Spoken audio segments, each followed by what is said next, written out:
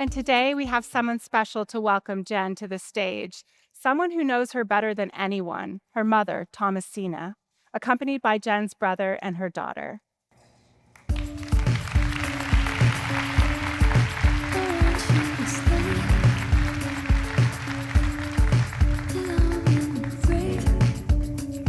You got this.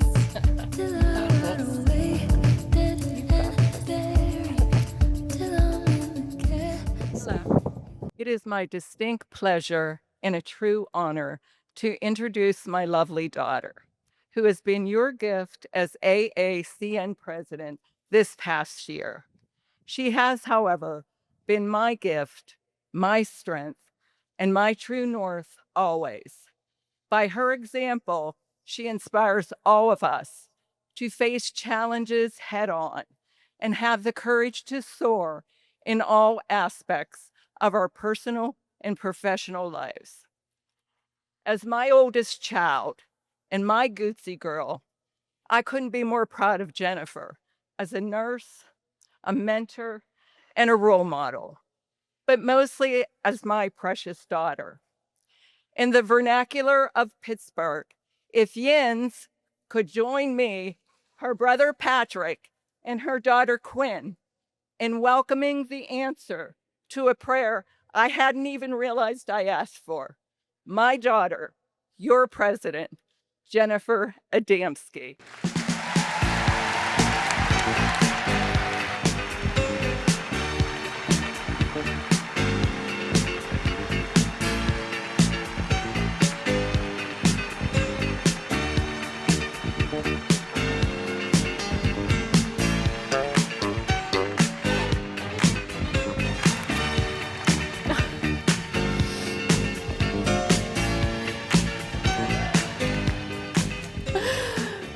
Wow, that's a tough act to follow. Hello, NTI.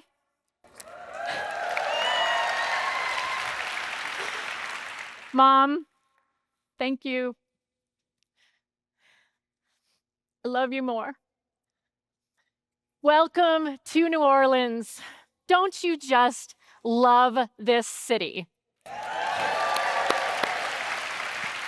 This city so exemplifies our theme, Courage to Soar. Hurricane Katrina brought once-in-a-lifetime flooding and damage. Yet this city and its citizens found the strength to rise up, to build back their neighborhoods, their homes, and their vibrant culture. They displayed such a spirit of celebration and resilience. This beautiful city of vibrant Mardi Gras festivities, joyful king cakes, and colorful second line processions shows us what can be achieved when we look ahead to sunnier days and new opportunities. How many of you were at NTI last year? Last year, I took a bit of a risk on the NTI stage when I shared my personal stories of vulnerability, of doubt, of reinvention, of surviving and thriving, and emerging better and stronger. Since then, I have been blown away by how our theme has touched so many of you, how the message, vulnerability is not a weakness, resonated and landed. How it stirred you to connect with me and share how you recognized and owned the courage to theme, the courage to soar in your own lives. As I traveled the country, virtually and in person, meeting AACN chapter members and a community of bold, brilliant nurses, you gifted me with your own stories of what you discovered on the other side of courage. Let me give you some examples.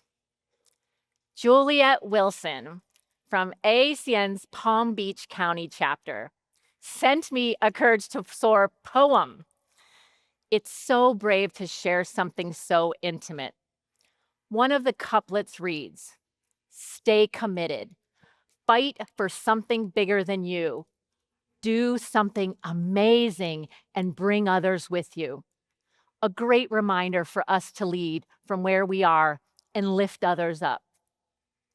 Bonnet Webb, I know she's out there, an AACN ambassador and chapter advisor from West Palm Beach, Florida, fulfilled a promise to her papa. She brought him to America from the Philippines so she could care for him when he was older. At the time, Bonnet was a single mom of two, struggling to make ends meet. She'd been a nurse since 1994.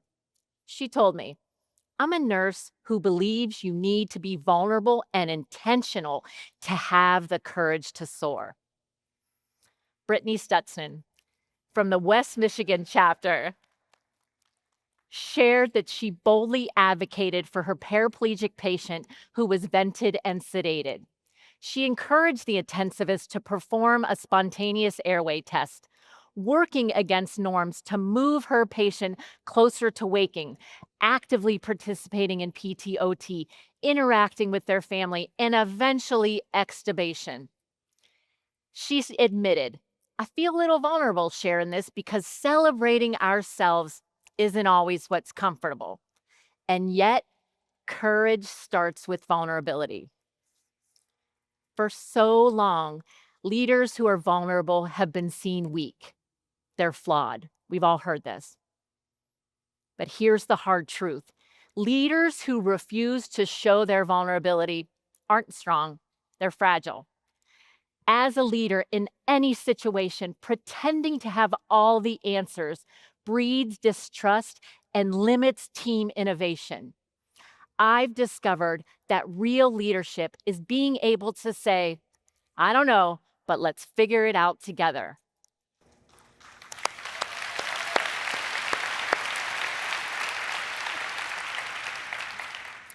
Brené Brown's research shows that teams thrive when leaders embrace uncertainty, not when they pretend to be infallible.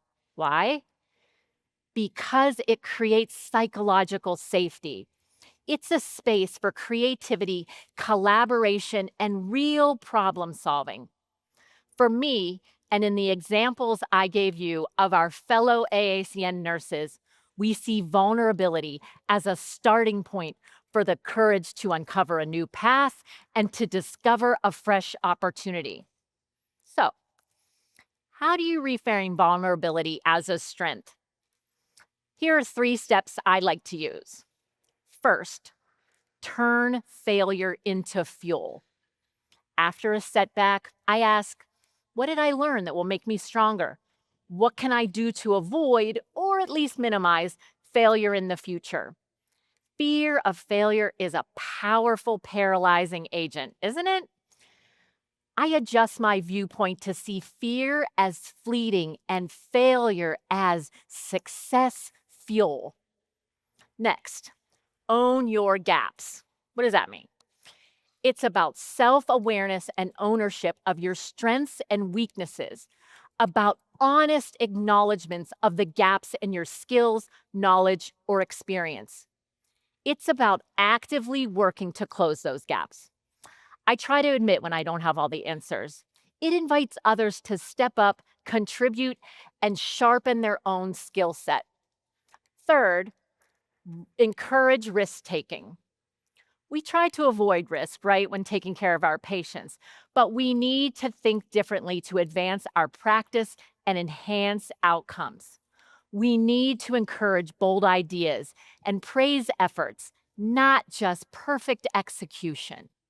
Bottom line, the future belongs to those who embrace empathy, vulnerability, and belonging, not as soft skills or survival skills, but as thriving skills. Now let's take a little closer look at empathy. Empathy is more than a soft skill. It is a competitive advantage. Empathy means understanding how others experience the world. It means truly grasping and even experiencing another person's emotions. Empathy requires an open mind and active listening to establish a genuine connection with that person. So for years, healthcare institutions have made efficiency a priority over connection. Turns out that efficiency is no longer a human advantage.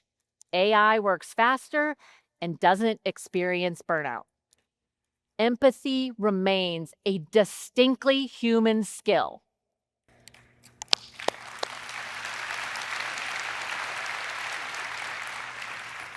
So let me share 4 ways we can become more empathetic. 1, ditch performative listening. Stop nodding along while you're thinking about the next thing to do. Pay attention. Ask deeper questions. Listen to understand. 2, see the person, not just the work. When you interact with colleagues, offer support, not assumptions. Next, acknowledge pain. Do you feel pressure to be a fixer? We are nurses, we all do. Sometimes the most powerful thing you can say is, I see you, I hear you, you are not alone. And last, belonging. Belonging is essential. Remember our Maslow's hierarchy of human needs that we all learned in nursing school? We all do. Belonging is only surpassed by physical and safety needs. Seeing, hearing, and supporting others is the gateway to advocacy. And advocacy is at the core of nursing and the backbone of AACN's job as a national organization. As nurses, we ensure patients and families receive the care, respect, and resources they need and deserve. Advocating includes speaking up for them when they can't express their own needs. Advocacy is about ensuring ethical treatment and full access to care is available to all. Yet, even while we advocate for patients, we must also advocate for ourselves and our peers. Achieving a balance between supporting others and advocating for ourselves is crucial to sustaining a fulfilling and long-lasting career in nursing. Over the last 13 months, we've published AACN's Standards for Appropriate Staffing in Adult Critical Care and Adult Progressive Care. We can support our fellow nurses.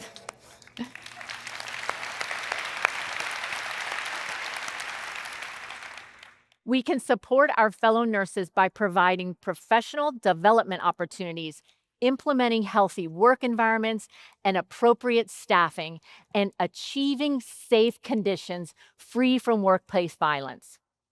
As we advocate for peers and patients, we must also stand up for ourselves by seeking work-life harmony, recognizing personal boundaries, and preventing burnout. Asserting the need for professional growth, fair compensation, and leadership opportunities. Engaging in professional organizations and policy discussions to influence healthcare practices. By integrating patients, peer, and self-advocacy, we can create a culture of empowerment within the healthcare system. This allows us as nurses to sustain our passion, maintain well-being, and continue making those meaningful contributions to patient care. So a critical aspect of strengthening nursing is mentoring and championing each other. A great leader's legacy isn't their own success. It is the success of those they mentor, champion, and empower. The best leaders see potential in people before they see it in themselves.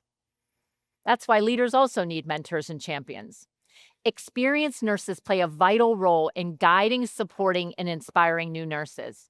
Mentorship fosters confidence, professional growth, and resilience. It supports new-to-practice nurses as they transition smoothly into their roles without avoiding burnout. Champions in nursing are equally important. Champions are leaders who advocate for their peers and elevate our profession. They serve as role models, push for improvement across the system, and create those supportive environments.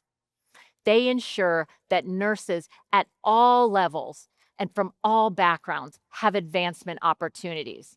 This is how we grow stronger teams, improve care, and enjoy job satisfaction. Hospitals and healthcare institutions need to invest in formal mentorship programs that pair seasoned professionals with newcomers can foster skill development, emotional support, and professional guidance. By doing this, health systems can ensure that the next generation of nurses is ready to meet future challenges. Nurses at every stage of their career are the heart and soul of healthcare in communities everywhere.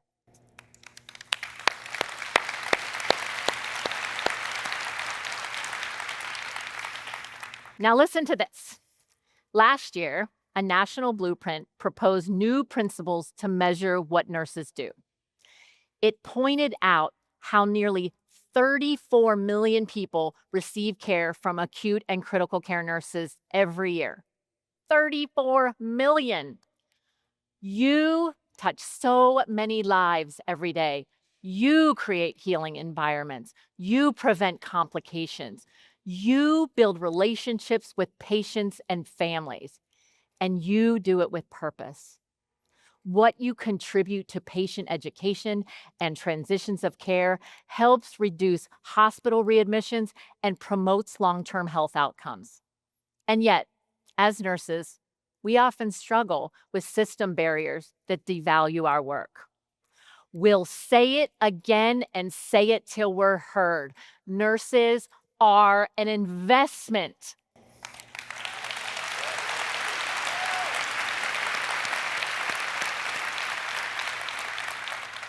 Not a line item in the budget.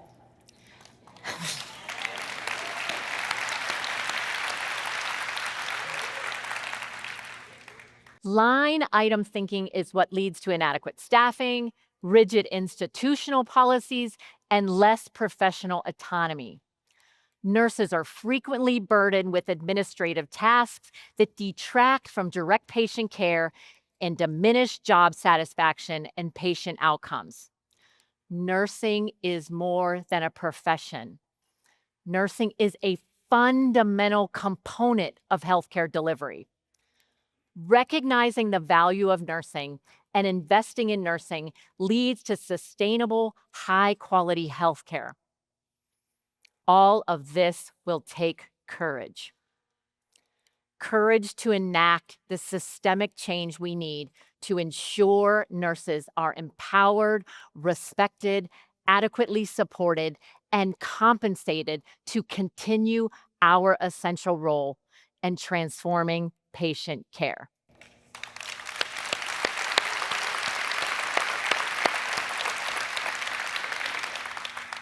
So, what will we find on the other side of courage? I found the gift of being your AACN president, a gift I can never begin to repay, but I can promise to keep advocating for our profession, nurses, patients, and our community. I can promise to continue being a mentor. I can promise to continue being courageous and vulnerable in the eyes of adversity. And I will never forget the amazing gift of being your leader this past year.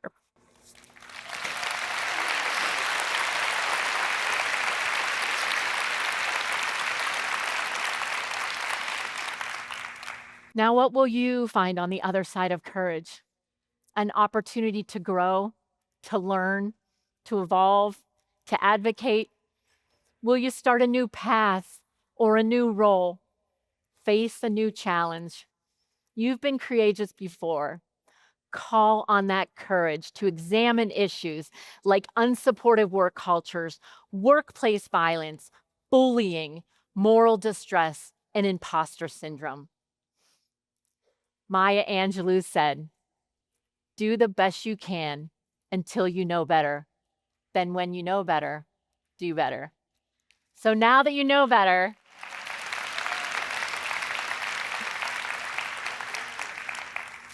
So now that you know better, what will you do next?